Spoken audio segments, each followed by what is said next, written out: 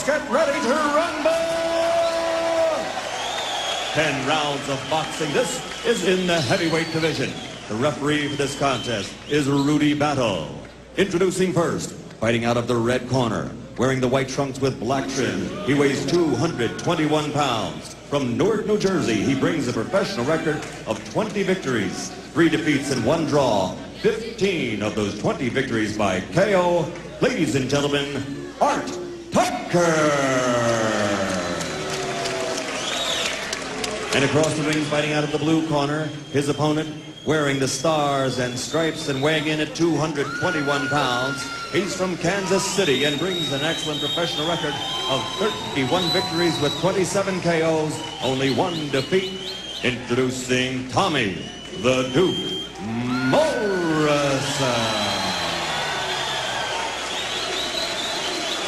Ladies and gentlemen, you've both received your pre-fight instructions. I want a clean break at all times. Let's have a nice, clean fight. Good luck to both of you. Let's touch gloves. Touch them. So there's a look at Art Tucker. He did come in a little bit dry, but you can see now he's starting to break a sweat. Something you always look for. And here's a guy who seems ready to go. Tommy Morrison, all business. Got about a 2-day growth. Makes him look meaner. He's got his game face on, huh? Well, we presume that Art Tucker will be a little tougher for Tommy Morrison than Camille Loda was. We know he's going to be tougher than Bobby Corey was. See the knockout percentage. Morrison is a knockout artist, pure and simple. So Art Tucker has some power.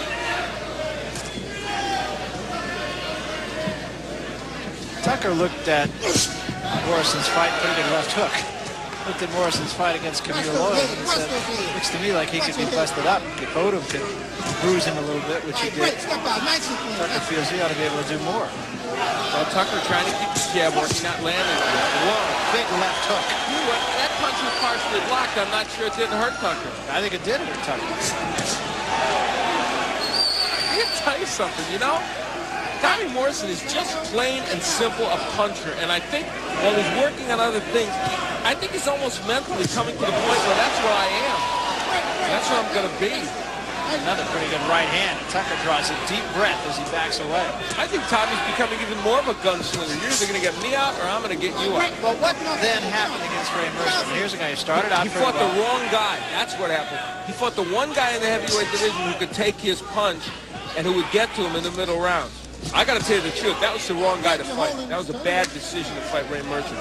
Other heavyweights might have been knocked out by his assault early in that bout.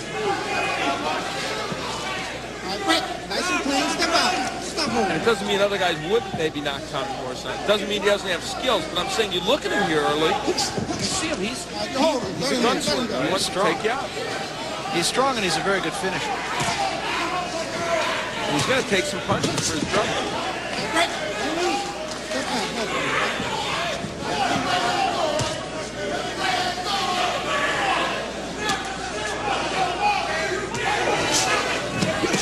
There's the uppercut by Tucker. It landed not dramatically, but it's a punch he's going to want to use. See, look when Morrison jabs his way in, though. Just those 2 little pitty-pat jabs allowed that right hand to the body to land. Tucker suddenly has a lot of respect for the power of Tommy Morrison. One thing, though, so far, Morrison hasn't been that busy on the inside once he gets there. Well, we're only in the first round. Tucker's landing a few shots here and there. Watch your head, What a left hand. Right on the money. That's a good move, though. Tucker was in a situation he really could have gotten hurt. And are they going to call on a knockdown? I don't know. Slip. No.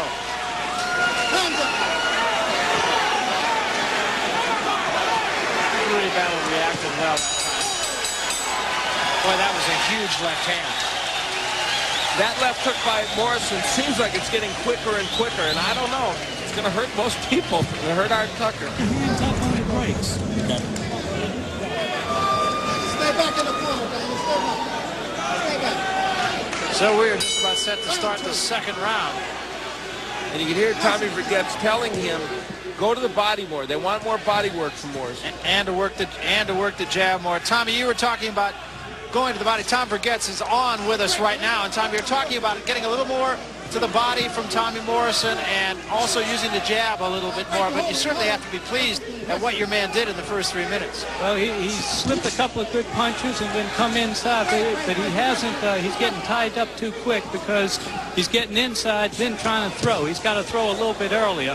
Tommy, should he be doubling with the hook to the body and the head? Yes, absolutely, absolutely. That's going to happen. That's going to happen as he slows Tucker down a little bit. We're a little concerned about the right hand, so he's being a little conservative to that side until he slows him down a little bit. Well, there's a left hand, and that puts Tucker down on his hands at least. He never did go all the way down. Tommy, we'll let you go back to work. Tommy, use your 7.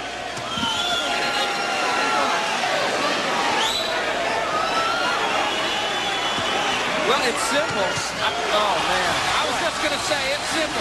He hits you with the left hook, you're gone. Most heavyweights are going to go. Our Tucker goes. You either get him first or he gets you. That's the whole deal with Tommy Morrison. I think that 2-word sentence that you never had a chance to finish was exactly the thing to say. It's simple. Yeah, it is. Boy, was that a shot? Now, let's put it in perspective. Riddick Bowe knocked out Art Tucker in 3 rounds. Tim Witherspoon knocked out Art Tucker in 3 rounds. I don't know if they did it in a more devastating fashion. I don't know if that means Tommy Morrison is as good or better than Tim Witherspoon and Riddick Bowe. But I'll tell you what it does mean. And I'm going to go back to the Mercer fight. Only Ray Mercer among heavyweights, maybe somebody else would have. Not too many people would stand his power. You might hurt him, you might knock Tommy Morrison out, you might cut him, you might do bad things to Tommy Morrison. If he hits you, 9 out of 10 heavyweights are going. Yeah, I think we said this before the Mercer fight that Morrison was really starting to make a believer out of us. I did have a bit of a question as Art Tucker is on his feet and apparently all right. I did have a little bit of a question about him, but I'll tell you what, I'm starting to be a believer again. Well, what you're going to see here is a very quick left hook, if I am accurate in my assessment. He's looking for the hook, throws a jab. Now, the right hand is down there. The hook comes quickly. And it was a pretty short left hook, wasn't it? It wasn't a wide looping punch. And that's smart boxing. That's not just wild swinging. He waits he sees the right hand down there. Boom. There's the hook. He sees the right uppercut, and he goes with the hook. Tommy Morrison knew that hook was available to him. And then later on, once again, he sees the right hand down there, and that hook's even better than the first one. Boy, was it. Is he one-dimensional? Is the left hook his big weapon? Possibly. But, hey, guess what? Joe Frazier threw mostly left hooks. Got him to a world championship. And it wasn't a bad one. Let's get the official word from Michael Buffer. Mike. Ladies and gentlemen, referee Rudy Battle waves off the action at 1 minute and 12 seconds of the second round. Officially declared a knockout. The winner, Tommy the Duke Morrison.